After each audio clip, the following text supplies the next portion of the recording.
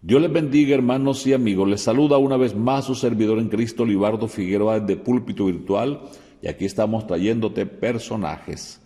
Primer libro de Samuel, capítulo 7, versículo 1. Dice así la Biblia en el nombre del Señor Jesús.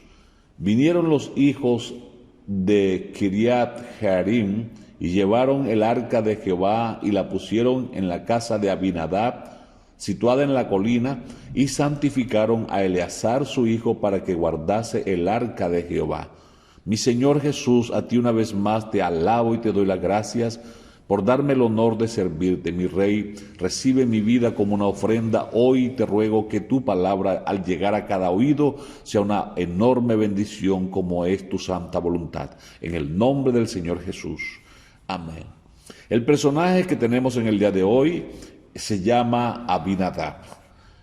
Ocurre que cuando los filisteos capturaron el arca, se la llevaron, cuando luego derrotaron a Israel en los tiempos de Elí, estos tuvieron que devolverla porque el juicio de Dios los estaba acabando.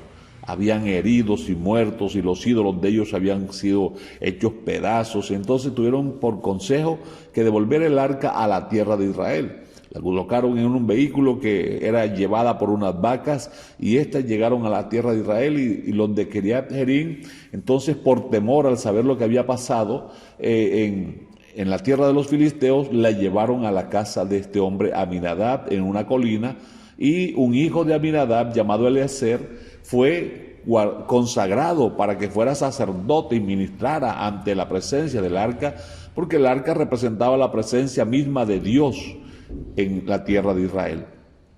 Es interesante porque dice la Biblia que el versículo 2, que el arca estuvo en la casa de Abinadab 20 años y su hijo Eleazar era sacerdote.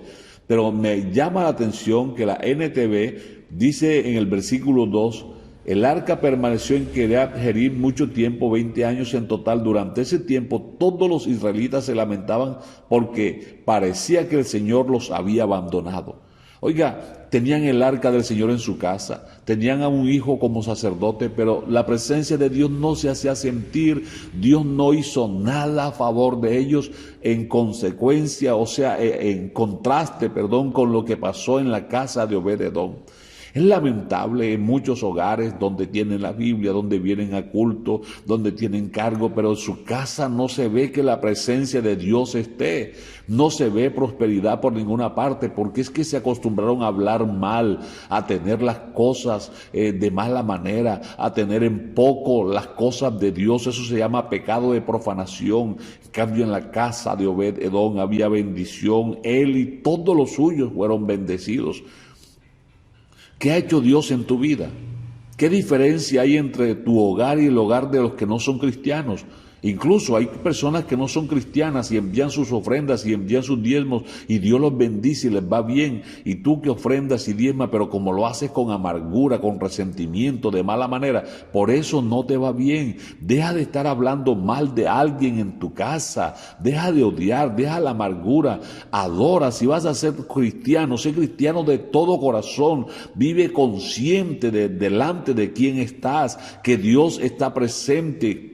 Convéncete que solo cuando decidas agradar a Dios, tus caminos entonces serán cambiados. Cuando decidas vivir para el Señor y dejar de estar lamentando, dejar de estar quejando, de estar señalando, de hacer las cosas a tu manera, entonces entenderás que has perdido el tiempo. Porque tener la sensación de que soy cristiano y que Dios no está conmigo, que Dios no me escucha, que a otro le va bien y a mí no me va bien, tengo que revisar a ver qué está pasando, porque 20 años, eso es mucho tiempo. ¿Cuánto tiempo llevas en el Evangelio y contigo no pasa nada? En la casa de Obed-Edom demoró apenas unos meses y en esos meses Dios cambió todo y les prosperó en gran manera.